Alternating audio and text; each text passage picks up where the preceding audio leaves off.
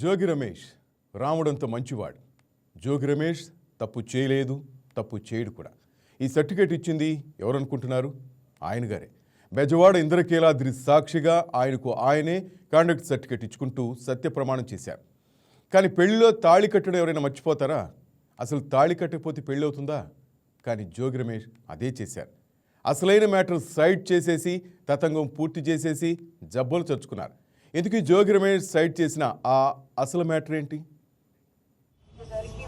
గాయపరిచారు, నా మనసు గాయపరిచారు, నా వ్యక్తిత్వ అననం మీద నింద వేశారు. ఎవరో జోగి రమేష్ హృదయాన్ని గాయపరిచారట. ఆయన గుండెను ముక్కలు చేశారట. అవును, ఎందుకు చేశారు? ఎవరు చేశారు? అసలు జోగి రమేష్ పట్ల అంత కర్కశంగా వ్యవహరించిన వారెవరు?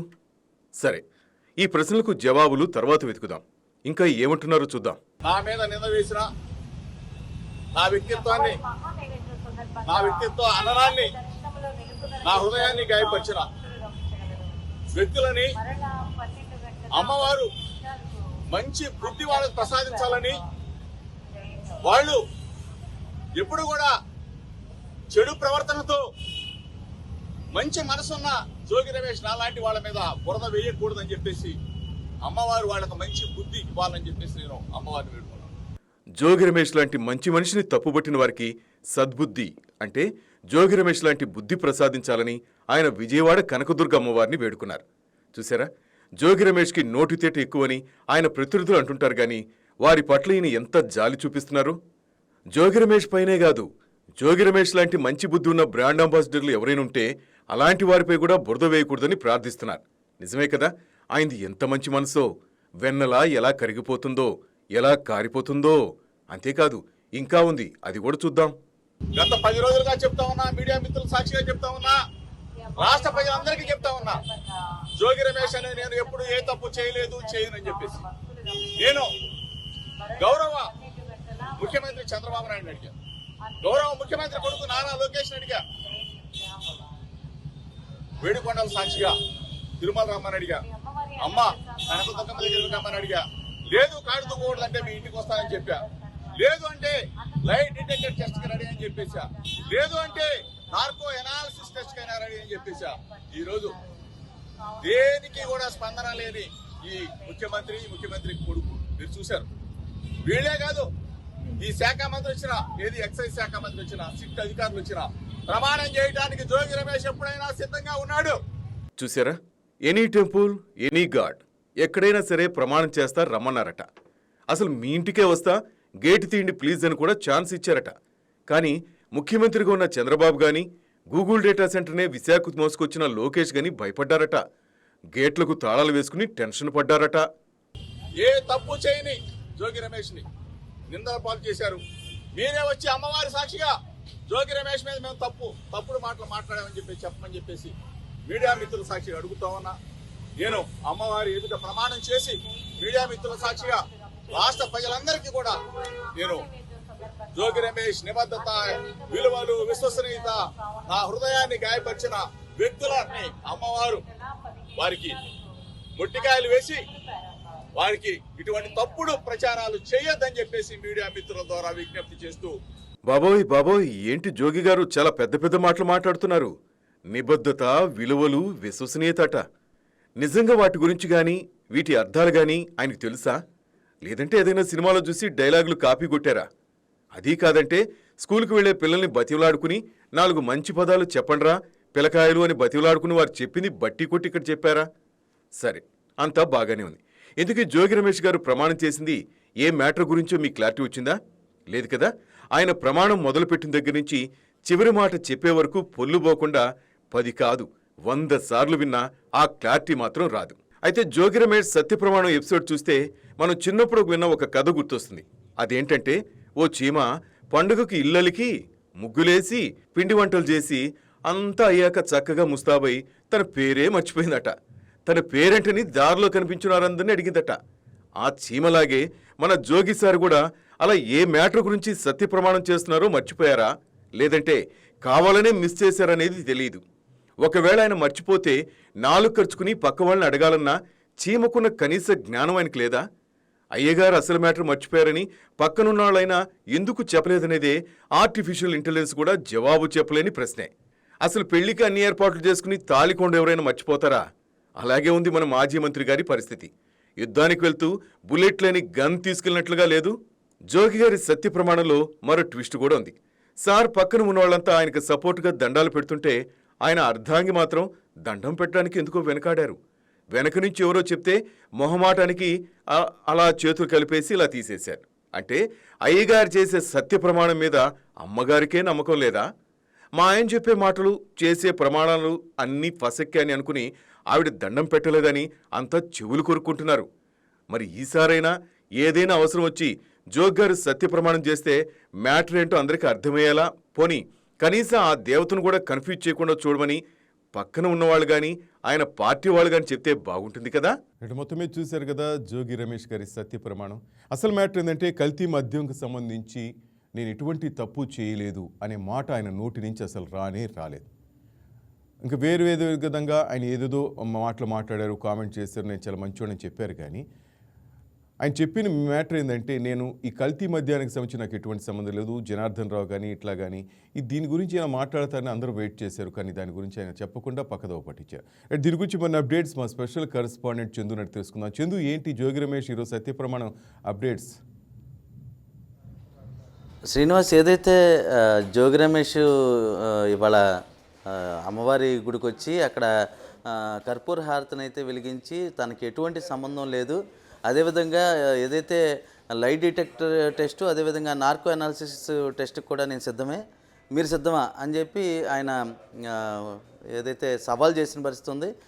ఇదైతే మొత్తంగా చూసుకుంటే జోగి రమేష్ అయితే మాత్రం ఒక వ్యూహాత్మకంగా రాజకీయ కోణంతో అయితే ముందుకెళ్తున్నట్టుగా అనిపిస్తుంది. ఏదైతే ఇప్పటివరకు ఉన్నటువంటి నేపథ్యం ఏదైతే ఉందో, అంటే ఇటీవల జరిగినటువంటి నేపథ్యం ఏదైతే ఉందో, అంటే ఇటీవల సిట్ అధికారులు ఇద్దరిని కూడా, అంటే A1 A2ని కూడా విచారించిన పరిస్థితి ఉంది. దీనిలో సుమారు కొన్ని గంటల పాటు ఇద్దరిని వేర్వేరు గదుల్లో ఉంచి A1 ద్వారా, అలాగే జనార్దన్ రావు కావచ్చు, అదేవిధంగా A2 జగన్మోహన్ రావు ద్వారా కావచ్చు, ఇద్దరి దగ్గర నుంచి కూడా పలు ప్రశ్నలు అయితే సంధించి వాళ్ళ దగ్గర నుంచి పలు అంశాలను అయితే బయటికి తీసుకొచ్చిన పరిస్థితి ఉంది. దానిలో అయితే మాత్రం ప్రధానంగా ఏదైతే జోగి రమేష్ కూడా వాటా వెళ్ళింది అని చెప్పి జనార్దన్ రావు ఒప్పుకున్నాడు అన్న విషయం కూడా సమాచారం కూడా మనకు అందింది. అయితే దీనికి సంబంధించి ఏదైతే వ్యూహాత్మకంగా ముందుకు వెళ్ళాలన్న ఉద్దేశంతోనే జోగి రమేష్ ఇవాళ హఠాత్తుగా అమ్మవారి గుడికి ప్రత్యక్షం అవటం, అదేవిధంగా కుటుంబ సమేతంగా కర్పూర హారతి వెలిగించి సవాళ్ళను విసిరిన పరిస్థితిని అయితే మనం చూసుకోవచ్చు. ఇదైతే మాత్రం గత కొన్ని రోజులకైతే మాత్రం జోగి రమేష్ అయితే మాత్రం ప్రతి చోట జరుగుతున్న పరిస్థితి. అంటే నియోజకవర్గంలో అయితే మాత్రం ఆయన పలుచోట్ల పర్యటిస్తూ దీనికి సంబంధించి ఎక్కడికక్కడ నేనైతే మాత్రం లైట్ డిటెక్టర్ టెస్ట్కి రెడీయే, అదేవిధంగా లేని పక్షంలో నార్కో అనాలిసిస్ టెస్ట్కి రెడీ అని చెప్పి ఆయన ఏదైతే సవాళ్ళని అయితే విసురుతున్నారు. ఈ నేపథ్యంలోనే ఇటీవల సిట్ అధికారులు చేసినటువంటి ఏదైతే విచారణ ఉందో ఆ విచారణ అయితే మాత్రం ప్రాథమికంగా అయితే మాత్రం ప్రాధాన్యం సంతరించుకుందని చెప్పాలి. దాని నేపథ్యంలోనే జోగి రమేష్ అయితే మాత్రం వ్యూహాత్మకంగా ముందుకెళ్తున్నట్టయితే అనిపిస్తుంది. శ్రీనివాస్, చందు, సవాలు విసిరింది జోగి రమేషే. మీరు బాగా గమనించండి, తిరుపతి తిరుమల శ్రీవారి సన్నిధిలో కానీ, కనకదుర్గమ్మ ఇక్కడ ఇంద్రకీలాద్రి కనకదుర్గమ్మ సన్నిధిలో కానీ ఐఎమ్ రెడీ అని చెప్పి ఛాలెంజ్ విసిరింది ఆయన. దేంట్లో కల్తీ మద్యానికి సంబంధించి. కానీ ఆ పదం అనేది ఈరోజు ఆయన ఉపయోగించలేదు. నేను తప్పు చేయలేదు, నాకేమీ తెలియదనే మాట మాట్లాడుతున్నాడు. కానీ కల్తీ మద్యానికి సంబంధించి ఆ పదమే ఆయన ఎందుకు వాడలేకపోయారు? గమనించారు అది? ఎస్ శ్రీనివాస్, ఏదైతే ఇప్పటివరకు ఉన్న పరిస్థితులు ఏవైతే ఉన్నాయో జోగి రమేష్ అయితే మాత్రం కల్తీ మద్యం సంబంధించి ఏ రోజు కూడా మాట్లాడిన పరిస్థితి ఉంది. అంటే మనం ఇంకో విషయం కూడా తెలుసుకోవాల్సిన విషయం అయితే ఒకటి ఉంది. అదేంటంటే కల్తీ మద్యం ఏదైతే మొట్టమొదట బయటకు వచ్చిన తరుణంలో, అంటే A1 జనార్దన్ రావు పోలీసులకి అదుపులోకి రాకముందు ఇదే జోగి రమేష్ ఒక ఏదైతే వైసీపీ ఇంటర్నల్ మీటింగ్ ఏదైతే ఉందో దానిలో అయితే మాత్రం పలు కామెంట్లు అయితే చేసిన పరిస్థితి ఉంది. అంటే ప్రధానంగా మీరు చూసుకుంటే ఇదే ఇక్కడ ఇబ్రహీంపట్నంలో దొరికిన కల్తీ మద్యం రేపు పొద్దున పిఠాపురంలో దొరకవచ్చు, రేపు పొద్దున మంగళగిరిలో దొరకవచ్చు అని పలు కామెంట్స్ అయితే చేసిన పరిస్థితి ఉంది. అంటే దానికి సంబంధించి అప్పుడు కీలకంగా కల్తీ మద్యం ఏదైతే షెడ్లు ఏర్పాటు చేశారో అది ఇది అనేసి దానిలో ఆయన మాట్లాడారు. అయితే ఎప్పుడైతే జనార్దన్ రావు వీడియో వాంగ్మూలం రికార్డ్ అయ్యి బయటకు వచ్చిన తరుణం నుంచి కూడా జోగి రమేష్ మొట్టమొదటి నుంచి నాకు జనార్దన్ రావుకి ఎటువంటి సంబంధం లేదు అని చెప్పుకొస్తున్న పరిస్థితుంది. అదే కాకుండా మొట్టమొదటైతే జనార్దన్ రావు నాకు తెలుసు అంతవరకే, కానీ ఆయనతో మాత్రం వ్యాపార లావాదేవీలు ఏమీ లేవు అని చెప్పి తేటతెల్లం చేసిన పరిస్థితుంది. అదే కాకుండా రెండో అంశం మనం చూసుకోవాల్సింది, ఏదైతే వాట్సాప్ చాట్ సంబంధించి ఇద్దరి మధ్య వాట్సాప్ చాట్ జరిగిందని బయటకు వచ్చినప్పుడు కూడా ఆయన నాది కాదు అది సృష్టించారని బొకాయించిన పరిస్థితుంది. ఇది రెండో అంశం. మూడో అంశం వచ్చేసరికి ఇటీవల ఏదైతే సిట్ అధికారులు రెండో విచారణలో భాగంగా ఇద్దరిని A1 A2ని విచారించిన సందర్భంలో జోగి రమేష్ పేరు బయటకు వచ్చింది. ఈ పేరులో అంటే ఈయనకు కూడా మేము వాటా ఇచ్చామనేసి వాళ్ళు చెప్పారు అని చెప్పి ఒక స్పష్టమైన ఇన్ఫర్మేషన్ అయితే మనకు అందింది. అయితే దీనికి సంబంధించి అయితే మాత్రం జోగి రమేష్ ఎక్కడా స్పందించలేదు.